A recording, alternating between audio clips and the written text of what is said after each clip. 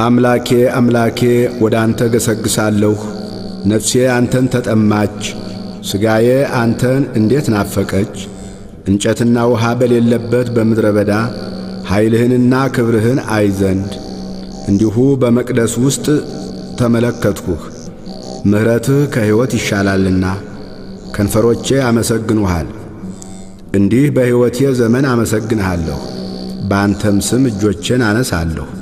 ነፍሴ በቅቤና በስብ እንደሚጠግቡ ትጠግባለች፣ ከንፈሮቼም ስምህን በደስታ ያመሰግናሉ። በመኝታዬም አስብሃለሁ፣ በማለዳም እናገርልሃለሁ።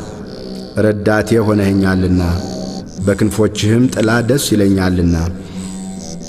ነፍሴ በኋላህ ትከታተላለች፣ እኔንም ቀኝህ ተቀበለችኝ። እነርሱ ግን ነፍሴን ለከንቱ ፈለጓት፣ ወደ ምድር ጥልቅ ይገባሉ፣ ለሰይፍ እጅ አልፈው ይሰጣሉ፣ የቀበሮም ዕድል ፈንታ ይሆናሉ። ንጉሥ ግን በእግዚአብሔር ደስ ይለዋል፣ በእርሱ የሚምል ሁሉ ይከብራል። ሐሰትን የሚናገር አፍ ይዘጋልና